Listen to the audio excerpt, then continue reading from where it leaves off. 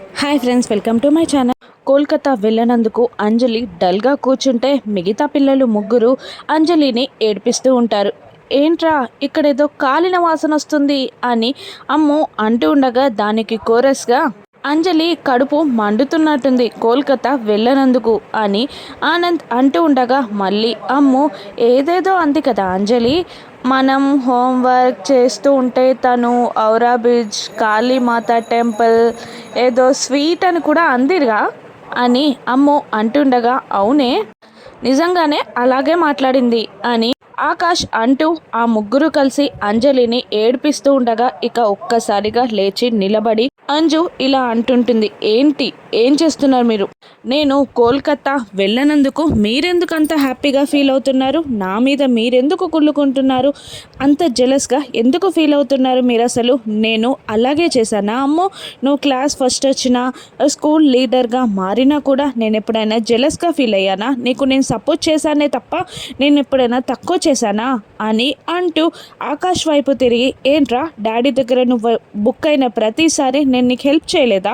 ఏంట్రా ఆనంద్, నువ్వు ఫుట్బాల్లో ఒక్క గోల్ కూడా కొట్టలేకపోతుంటే నిన్ను ఎంకరేజ్ చేసి నేను ఎంత సపోర్ట్ చేస్తే మీరందరూ కలిసి నన్ను ఎగతాళి చేస్తున్నారా?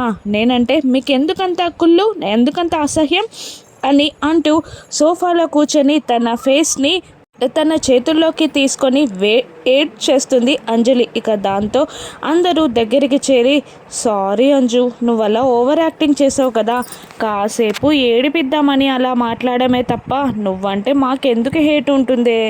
ఎందుకు నేను పైన కుళ్ళుగా ఫీల్ అవుతాం, జెలస్గా ఫీల్ అవుతాం చెప్పు? మనం అందరం ఫ్రెండ్స్ కదనే అని అమ్ము, ఆనంద్, ఆకాష్ అంజుని బుజ్జగిస్తూ ఉండగా అలాగే అని అంజు అంటూ మనసులో మాత్రం అమ్మయ్య, నేను చేసిన ఓవర్ యాక్టింగ్కి వీళ్ళు 4 రోజులైనా ఏడిపిస్తారు అనుకున్నాను, కానీ ఎమోషనల్ డ్రామా వల్ల తొందరగానే కోలుకున్నారు అని మనసులో సంబరపడిపోతూ ఉంటుంది అంజు. ఇక కాళీ జైలు నుండి రిలీజ్ అవుతాడు. భుజానికి ఒక బ్యాగ్ పట్టుకొని వస్తూ ఉంటాడు. మంగళ అది చూసి, ఏంట్రా బ్యాగ్ బాగా హెవీగా ఉన్నట్టుంది, జైల్లో రాళ్ళు రప్పలు కొట్టి బాగా డబ్బులు సంపాదించావా అని బ్యాగ్ని అందుకోబోతుండగా, నీకు ఈ బ్యాగ్కి సంబంధం ఏంటే, నువ్వు నా బ్యాగ్ పైన చెయ్యేందుకు వేస్తున్నావు అని కాళీ మంగళపై విరుచుకుపడగా, అదేంట్రా నువ్వు నేను అని వ్యతిరేకంగా మాట్లాడుతున్నావు అని మంగళ అంటూ ఉంటుంది. అప్పుడు కాళీ, జైల్లో నేనున్నప్పుడు నువ్వు నన్ను తమ్మునిగా ఫీల్ అయితే ఇప్పుడు నేను అక్కలా ఫీల్ అయ్యేదాన్ని, నువ్వు అలా చెయ్యలేదు కదా అని అంటూ కాస్త కోపం చూపిస్తాడు కాళీ. అవును, ఆ మనోహరిని కలిసావా, చెప్పావా విషయం అని అడుగుతూ ఉంటాడు కాళీ. చెప్పానురా, నిన్ను కలవడానికి కోల్కతా కూడా వెళ్లకుండా ఆగిపోయింది, ఒక చోట నిన్ను కలవమంది అని అంటూ, నీకు ఒక విషయం చెప్పడం మర్చిపోయానురా, దానికి ఆల్రెడీ పెళ్ళైంది, మొగుడు కూడా ఉన్నాడు, నువ్వు తనని పెళ్లి చేసుకుంటావన్న మాట తనకి చెప్పలేదు నేను అని అనేస్తుంది మంగళ. ఇక దాంతో ఎందుకు చెప్పలేదు అన్నట్టు కోపంగా చూస్తూ ఉంటాడు కాళీ.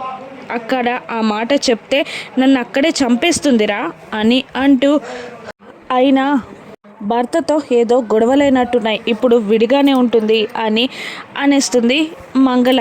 ఓహో అలాగా, ఇంకేంటి, నాకేం సమస్య, తాళి కట్టి నేను మొగుడినైపోతా అని కాళీ అంటూ ఉంటాడు. ఇక మరోవైపు గార్డెన్లో ఆరు అటు ఇటు తిరుగుతూ ఉంటుంది. ఏం చేయాలి ఇప్పుడు, ఏం చేయాలి, ఎలా తప్పించాలి ఈ ప్రాబ్లమ్ని? అసలు మనోహరి ఈ ఇంటికి నా వల్లే వచ్చింది కాబట్టి నేను మనోహరిని ఇంటి నుండి గెంటేయాలి. అంటే ఏం చేయాలి? బాగి ఆయనకి దగ్గరైతే ఆటోమేటిక్గా మనోహరి ఇంటి నుండి వెళ్ళిపోతుంది. బాగిని ఆయనకి దగ్గర చేయాలి, వాళ్ళిద్దరూ ఒక్కటవ్వాలి. నేను ఎలా చేయాలి? ఆత్మలా ఉంటే నేను అలా చేయడం కరెక్ట్ కాదు, చెయ్యలేను కూడా. అంటే నేను ఏదో ఒక శరీరంలోకి ప్రవేశించాలి. ఇప్పుడు నాకు ఆ హెల్ప్ ఎవరు చేస్తారు అని ఆలోచిస్తూ ఉంటుంది ఆరు. అక్కడ చిత్రగుప్తుల వారు నిద్రపోతూ ఉండగా తన దగ్గరికి వెళ్ళి, చిత్రగుప్తుల వారు అని అరుస్తూ ఉంటుంది. నిద్రలో కలవరిస్తూ ఉంటాడు చిత్రగుప్తుల వారు. నాకేం తెలీదు ప్రభు, ఆ బాలికే నన్ను మోసం చేసి ఇక్కడికి తీసుకొచ్చింది, నాగమణి ఇప్పిస్తానని అని వాగుతూ ఉంటాడు. ఇక కళ్ళు తెరిచి చూసేసరికి ఆరు కోపంగా చూస్తూ ఉంటుంది అతన్నే.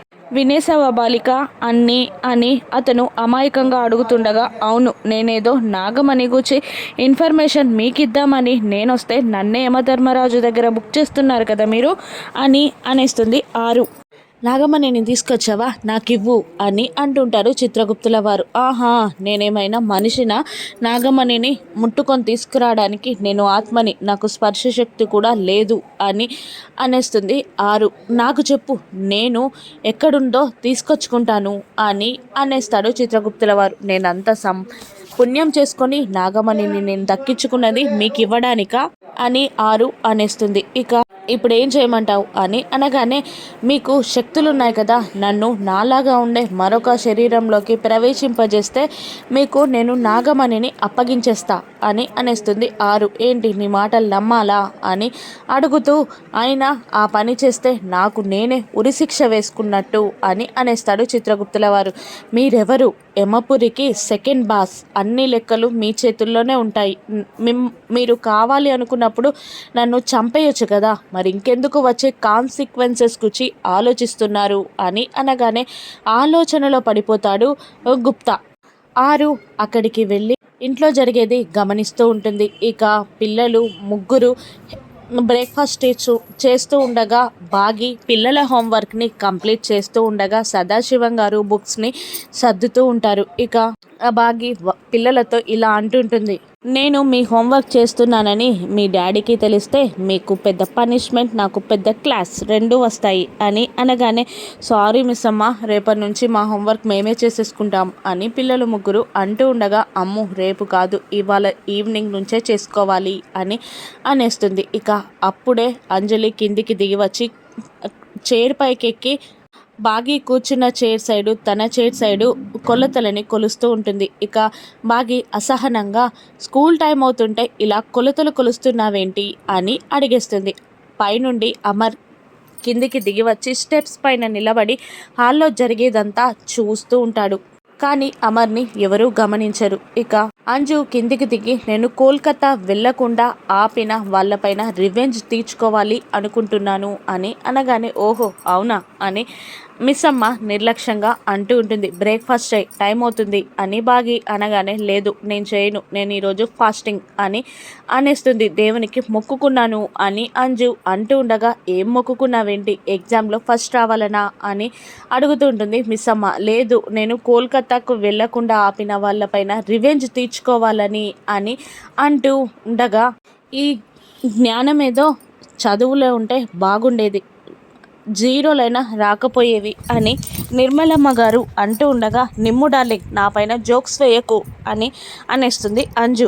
నాకు లంచ్ కూడా పంపించకు అని అనేస్తుంది అంజు. సరే సరే వెళ్ళవే వెళ్ళు అని సదాశివం గారు కూడా అంటూ ఉండగా, ఇక అక్కడ నుండి వెళ్ళిపోతుంది అంజు. హోంవర్క్ కంప్లీట్ చేసి బ్యాగ్స్ అన్ని సర్దేస్తుంది బాగి. ఇక వాళ్ళు వెళ్తూ ఉండగా వాళ్ళందరికీ లంచ్ బాక్సెస్ అందిస్తూ ఉంటుంది బాగి. ఇక అమ్ముతో, ఇందులో అంజుకి బ్రేక్ఫాస్ట్ ఉంది, తినేలా చూడు, లంచ్ టైంలో యాపిల్ డ్రింక్ కూడా తాగేలా చూడు, మర్చిపోకు అని జాగ్రత్తలు చెప్తుండగా పైనుండి తల్లి ప్రేమని గమనిస్తూ ఉంటాడు అమర్. ఇక పిల్లలు ముగ్గురు బాగిని ఇలా అడుగుతుంటారు, తను నిన్ను అన్ని మాటలు అంది కదా, తను అన్న మాటలు వింటుంటే మాకే చాలా కోపంగా ఉంది, నీకు కోపం రాదా అని అడిగేస్తారు పిల్లలు ముగ్గురు బాగిని. ఇక పిల్లల్ని చూసి చాలా కూల్గా ఇలా చెప్తూ ఉంటుంది మిస్ అమ్మ, పిల్లలపైన తల్లికి ఎప్పుడైనా కోపం వస్తుందా? కానీ ఒక్కటి చెప్తున్నాను, తను నన్ను ఎన్ని మాటలన్నా, నన్ను ఎంత ఇబ్బంది పెట్టినా నాకు కోపం రాదు, కానీ ఆ కోపం వల్ల తను బాధపడితే మాత్రం నాకు బాధగా అనిపిస్తుంది అని అనేస్తుంది ఆ బాగి. ఇక పిల్లల్ని తీసుకొని బయటికి వెళ్ళిపోతుంది బాగి. అదంతా గమనిస్తూ ఉంటాడు అమర్. ఆరు కూడా గుమ్మం దగ్గర నుండి గమనిస్తూనే ఉంటుంది. వాళ్ళందరూ వెళ్ళిపోగానే నిర్మలమ్మ గారు సదాశివం గారు మాట్లాడుకుంటూ ఉంటారు. పిల్లల్ని కనకుండానే తల్లైపోయింది, అంజు కూడా బాగికి దగ్గర అవుతే బాగుండు అని నిర్మలమ్మ గారు అంటూ ఉండగా, తన కోపం ఎంతేలే, కష్టం రాగానే మిస్సమ్మ అంటూ దగ్గరికి వచ్చే తత్వం.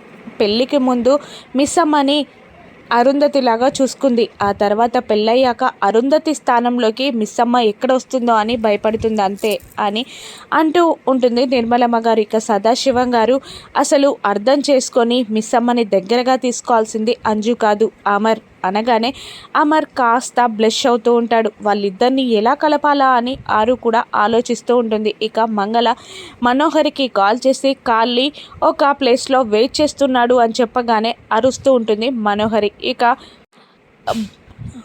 కాళీ మనోహరిని పెళ్లి చేసుకుంటాను అంటే మనోహరి రియాక్షన్ ఏంటి రాను ఎపిసోడ్స్లో చూద్దాం. Thank you for watching.